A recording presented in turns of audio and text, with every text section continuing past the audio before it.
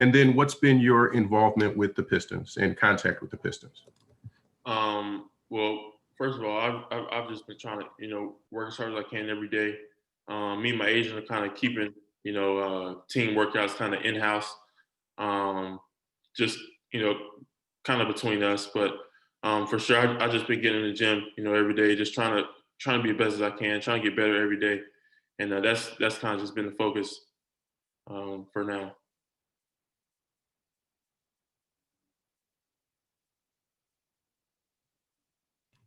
But just have you interviewed with the Pistons? Have you had any contact with them at all?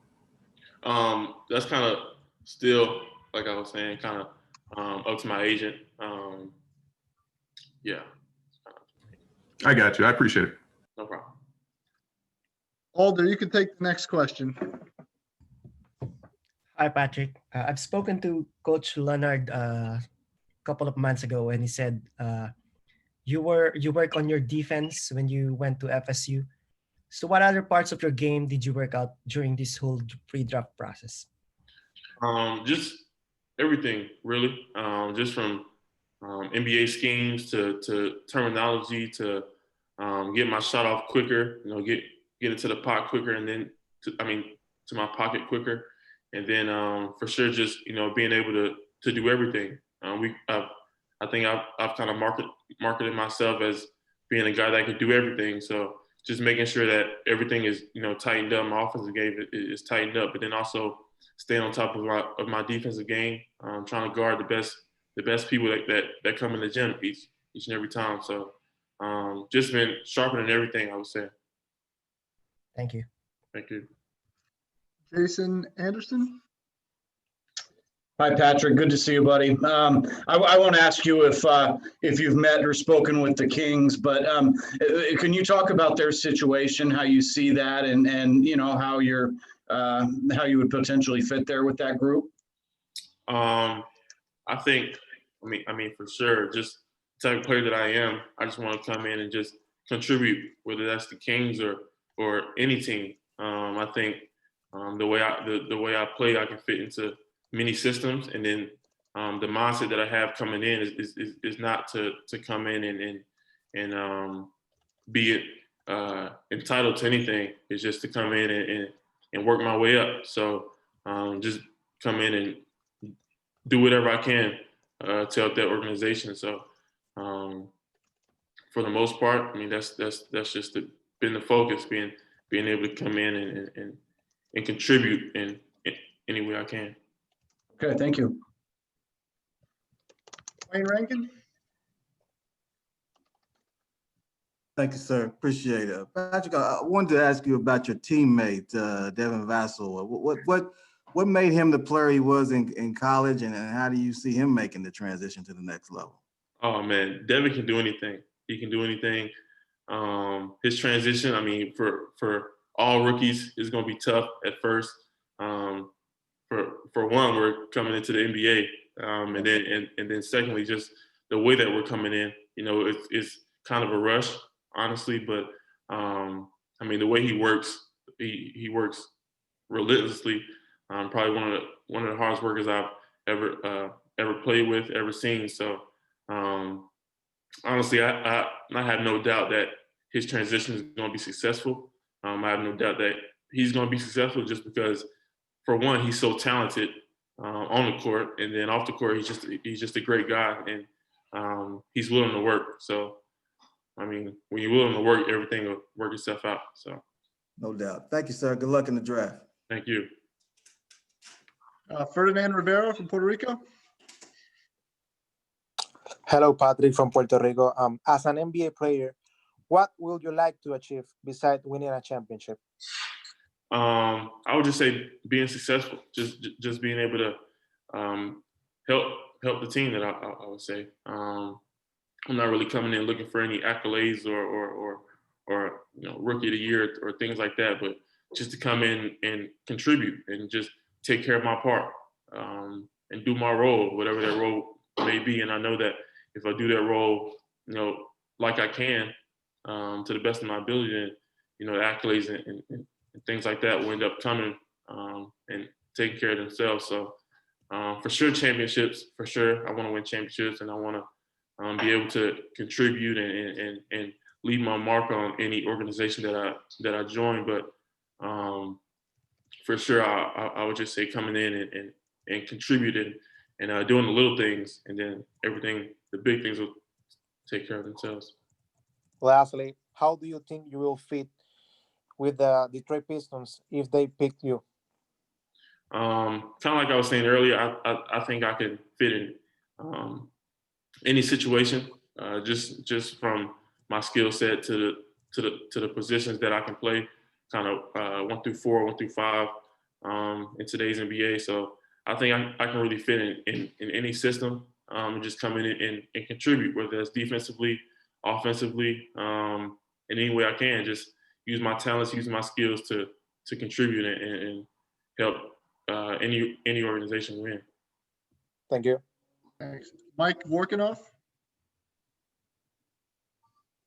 Hey, Patrick, thanks for doing this. I guess I have the question for you is the perception seems to be that, you still got some room to grow and you're kind of a little bit raw coming out of 1 year at Florida State. When you talk to teams, how do you try to sell yourself, both in terms of what you've done to this point on the court and also what you think your potential is down the road? I mean, for one, I mean, it's not a secret that every rookie coming into this draft has things to work on. Every rookie coming into this draft has room to grow. So I mean, I don't really look at that, too much. I don't really look at the word potential too much, just because I know everybody has potential. It's going to be dependent upon who maximizes that potential. So for sure, just being able to show that I can do so many different things on the court, guard 1 through 4, play 1 through 4, 1 through 5 at times. So just positionless ability and then positionless playmaking has kind of been what we've been pushing, and that's kind of what we've been showing it through clips at Florida State. And a big shout out to Florida State and Coach Ham and Coach CY for allowing me to show everything that I could do. And I guess just one quick follow-up. Have you talked to the Knicks at all? They are at number 8 there in the lottery. I'm just kind of trying to keep that, in-house with me and my agent. Sure. Thank you. Sarah Spencer? Hey, Patrick, how are you? How you doing? I'm doing good. Awesome. So you kind of just touched on this, but what do you feel like is your biggest strength or what distinguishes you from other prospects? I know you just mentioned your versatility you feel like is a pretty big strength. I would definitely say versatility. Just being able to play different positions and make plays from different positions. I think in today's NBA, where you might have Draymond Green at the 4, you may have Andre Iguodala at the 4. I think we saw it a lot with the Miami Heat in the playoffs. You had, pretty much all guards on the floor. So being able to switch everything and guard every position and kind of play every position on the offensive end kind of helps, each and every team. So I think that's one of my biggest strengths. At 6'8", 6'9", 230 pounds, being able to do everything is one of my biggest strengths, I would say. Thank you. Chris Fedor? Hey, Patrick, how's it going, man? It's going good. How are you? Good. So in the workouts, obviously you're not going to disclose the teams, but what kind of feedback have you gotten from teams? And if you do get some kind of feedback, do you try and take that to the next workout? Like, how does that process go for you? As far as feedback, I really don't know. That's kind of with my agent. I just, like I was saying, just go in and try to be the best, whether that's a team workout or just a regular everyday workout. Just go in and try to get better, showcase what I can do, of course, but get better and then just build on what I already have and try to build more to what I need. Is there something specifically that you're trying to show them in those settings? Not specifically, just trying to show them everything I can do. I think I can do everything, so just being able to show them that I can do everything has been big. Coming into, like I was saying, every day and just getting better at what I need to get better at, and then still getting better at things that I'm pretty good at, just to kind of create the overall game.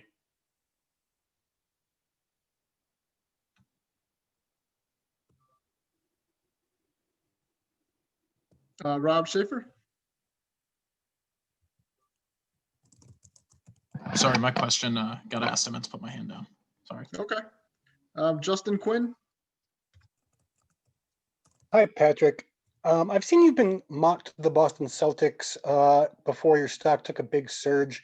I'm wondering, do you view the Boston Celtics as a good fit? And if so, what would you envision your role there would be like? Kind of like I was saying, I think I can fit with a number of teams and a number of styles and a number of coaches and players. Just because the way I play, like I was saying, I could play any position. So just coming into whatever team it is and just try to contribute, whether that's defensively, offensively, any way I can. Honestly, just come in and do my role, contribute in any way I can, and I think that'll be the biggest focal point of mine. Thanks, Ben. Jeff McDonald. Hey, Patrick. You mentioned Devin earlier. I was wondering what it's been like for you to kind of go through this process at the same time as your college teammate, and the fact that both of you look like you could probably go in the top 10. What does that say about the Florida State program that you came from? I mean, for one, it's just been a blessing to go through this with Devin, to kind of go through the whole season. First at Florida State with Devin, and then kind of towards the end of the year, just being on the same page, having the same opportunity, and now kind of going through pre-draft, and then hopefully on Wednesday being able to be drafted. I mean, it's just been a blessing to go through this with him. He's been a brother to me ever since I met him, so to go through this with him has just been amazing to see his growth, and I know that he's been happy to see my growth as well. So I'm just so happy for him. I've seen how hard he works since day one. So this is not a surprise for me at all. But I'm just super happy for him. Super excited for him. All right, thank you. Tom Hall. Hi, Patrick. Even without a lot of basketball being played, your draft stock has surged over the past few months. I just wondered if you could comment on why you think that might be, and do you keep up with the mock drafts and rumors yourself? For sure, I think my agents have a lot to do with that.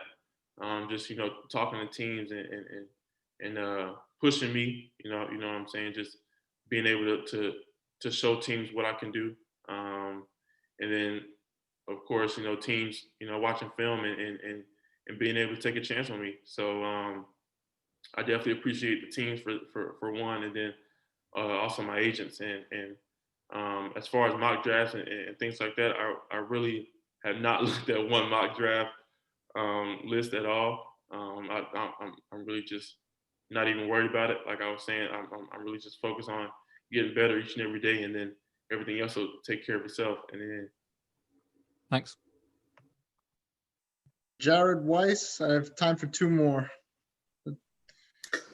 When you were a little kid, your position was called a tweener and was kind of looked at as a negative back in the day. And now it's like a major strength and is seen as one of the most important positions in the game.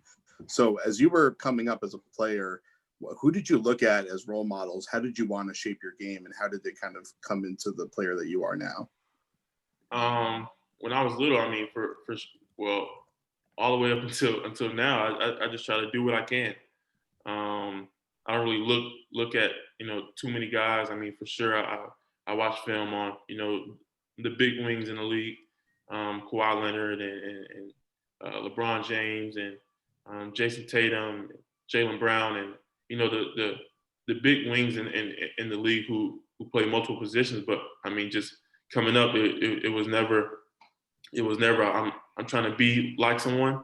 I just kind of went out and played my game, and then in the end, I guess it just all figured itself out. But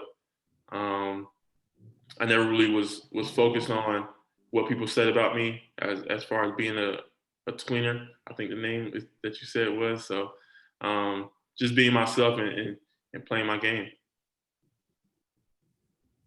All right, and our last question is from Lee Branscombe. Hey, Patrick, thanks for the time. You played on a pretty loaded and really incredibly deep Florida State roster. So from an individual standpoint, you may have given up a little bit of production for, a great environment to play in and team success. Obviously, that has not hurt you as an NBA draft prospect. So could you just talk a little bit about that decision and why you think that may have helped you in the long run? I honestly can't tell you. Coming into Florida State, I knew that they had a bunch of good guys coming back from last year, a bunch of guys that had played a lot of minutes in their year previous, and they were real successful. So just coming into Florida State, I kind of had the same mindset that I have now coming to the NBA, just being able to do my part, play my role in any way I can, and just help the team win. At Florida State, that role for me was, coming off the bench and providing a spark. So I think for sure, just like I was saying, being me, doing what I can, playing my game has gotten me here. And then, like I was saying, my agent being able to take those clips and things like that of me just, being me and sending them teams and kind of explaining how it could translate. And then also, like I was saying, I just thank, Florida State staff for letting me play my game, for not trying to make me anything that I'm not, but allow me to do everything that I can. So it's just big ups to them, and I'm blessed to have both those guys on my side. Thanks and good luck. Thank you. Cool. All right. Thank you all for joining us today. Like I said, I'm sorry I wasn't able to get to everyone, but I got to move Pat to his next station. We'll have this available later today on Media Central and for download on our content network. So if you have any questions, you can feel free to give me a call or shoot me an email at mparelli@nba.com. So thanks again for joining, and I hope to see you all soon.